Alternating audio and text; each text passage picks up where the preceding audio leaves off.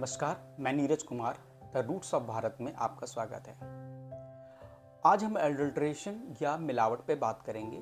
ये एक ऐसा विषय है जिसमें कि जिस हिसाब से इसमें क्राइम होता है उस हिसाब से इसका पनिशमेंट नहीं है।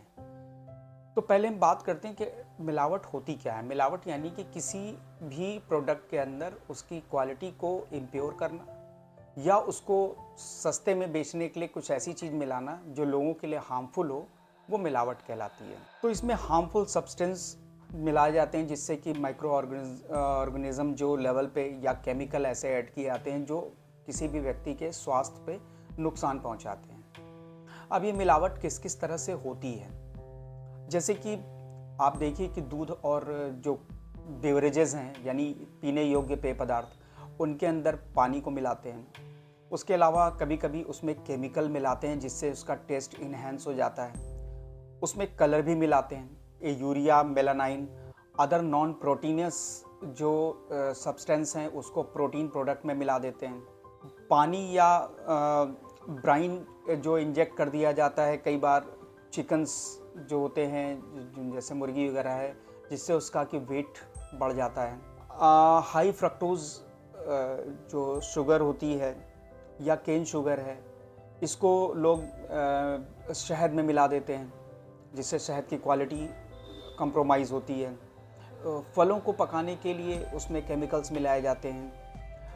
दालों में या इस तरह के सीरियल्स में लोग पत्थर के टुकड़े, मार्बल की डस्ट या इसी तरह के बहुत सारे सैंड या स्टोन्स वगैरह को पीस के उसमें मिक्स कर दिया जाता है जिससे उसका वेट गेन करता है, लेकिन वो शरीर को नुकसान करता है। शादियों के दौरान या आप त्योहारों के दौरान देखिए तो उस वक्त भी मिलावट खूब की जाती है, क्योंकि दूध वगैरह ऑल ऑफ सडन त्योहारों में बढ़ तो जाता नहीं है, लेकिन उस मिठाइयाँ इतनी ज़्यादा मात्रा में आती तो वो मिलावट की जाती है। कलर मिलाए जाते हैं, कपड़ों में मिलावट की जाती है जिससे कि कई बार उस कपड़े की वजह से शरीर में ईचिंग होती है या तरह तरह की स्किन डिजीज़ होने की पॉसिबिलिटी रहती है। मशीन वगैरह जो हमारी आती हैं उसकी क्वालिटी में कंप्रोमाइज़ किया जाता है, उसमें मिलावट की जाती है। तो इस तरह से बहुत सारी चीज़ों में मिलावट की जाती है और ये कोई फिनोमिना सिर्फ भारत का नहीं है, ये वर्ल्ड वाइड फिनोमिना है। 1981 की एक घटना ये है कि एक डेंचर्ड कोल्जा ऑयल जो होता है उसको ओलिव ऑयल में मिला दिया गया। ये स्पेन की घटना है जहाँ पे 600 लोगों की मौत हुई। भारत में 2012 में एक सर्वे किया गया दूध के प्रोडक्ट के पे, खासकर दूध में, और करीबन 31.5% दूध का जो सैंपल वही सही पाया गया, जबकि 68.5% सैंपल फेल हो गया। तो आप अंदाज़ा लगा सकते हैं कि किस स्तर पे मिलावट की जाती है। अब हम इस पे बात करते हैं कि आखिर ये मिलावट की खोज की शुरुआत कहाँ से हुई, उसके बाद इसका जो पनिशमेंट है और उसके आगे हम डिस्कस करेंगे।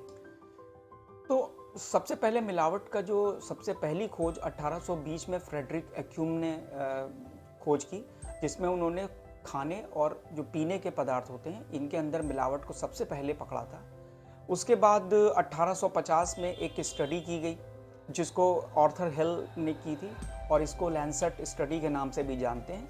इसमें भी इन्होंने मिलावटी पदार्थों को पकड़ा और साथ में उसी समय फर्स्ट टाइम जो फूड एडल्ट्रेशन एक्ट और इस पे लेजिस्लेशन पहली बार लाया गया 1860 में।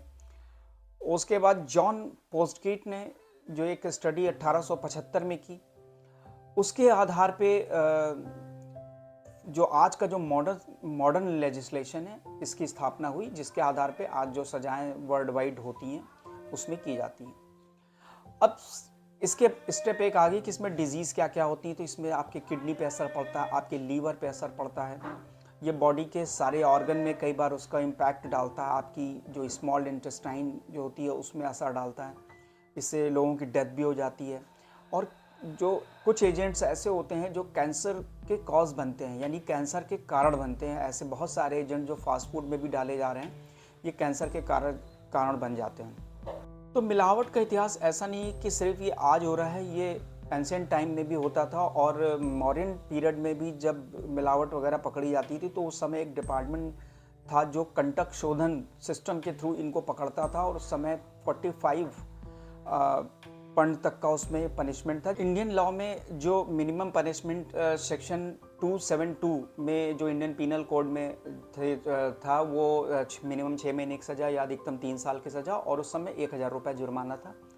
जो नया भारतीय न्याय संहिता आई उसमें इसको मतलब सेक्शन 274 के अंदर रखा गया है और उसमें सजाएं सेम है, 6 महीने की मिनिमम इम्प्रिजनमेंट और 3 साल की अधिकतम सज़ा है, साथ में जुर्माना बढ़ा के 5000 किया गया है। मगर क्या ये पनिशमेंट उचित है? इस पे डिस्कस करने की कहीं ज़्यादा ज़रूरत है और अभी लेटेस्ट जो बिल आया उसमें इन्होंने जो प्यूनिटिव एक्शन जो फाइनेंशियल जो इम्पोज किया है अमाउंट को वो 5000 के लगभग किया हुआ है। यहाँ पे इम्पॉर्टेंट चीज़ डिस्कस ये करने वाली है, क्या मिलावटखोरी की सज़ा 6 महीने या मैक्सिमम 3 साल ही उचित है? तो मेरे हिसाब से जब किसी की मर्डर की यानी सिंगल आदमी के मर्डर की सज़ा को आप उम्र कैद या फांसी तक ले जाते हैं तो मिलावटखोरी जो एक मास किलिंग जैसी स्थिति पैदा करता है, उसमें सिर्फ किसी आदमी की बीमारी से नुकसान नहीं होता, कोई आदमी लगातार एक लंबे समय तक किसी अडल्टरेट फूड या मिलावटी खाने को खाते खाते उसके अंदर ऐसी बीमारियां हो जाती हैं कि गरीब आदमी इलाज नहीं करा पाता, मर जाता, और जो पैसे वाले हैं उनके लाखों रुपए उस ट्रीटमेंट में चले जाते हैं। कई बार ट्रीटमेंट के बाद भी आदमी मर जाता है। तो किसको क्या मास किलिंग का केस नहीं बनाया जा सकता? क्योंकि अडल्ट्रेशन शायद सिंगल मर्डर से कहीं ज़्यादा खतरनाक है और ये इतनी बड़ी मात्रा में हो रहा है कि लोगों को पैसा कमाने के लालच में जो इस तरह की मिलावट करते हैं फूड आइटम्स में या ड्रिंक के आइटम में, तो वो उस पर विचार करने की ज़रूरत है।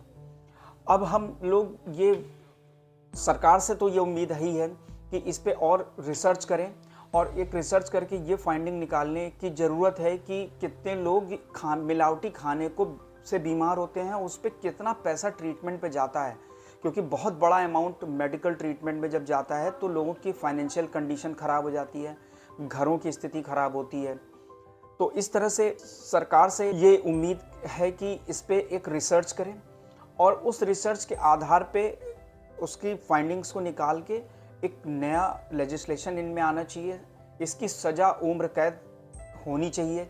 अगर किसी ऐसी चीज़ों को मिलाया गया है जो किसी के लाइफ को थ्रेट पहुंचाता है और एक मास लेवल पे थ्रेट पहुंचाता है, तो ऐसे केसेस में उम्र कैद की सज़ा मिनिमम होनी चाहिए और फांसी भी दी जा सकती है, क्योंकि किसी की ज़िंदगी को कंप्रोमाइज़ नहीं किया जा सकता है।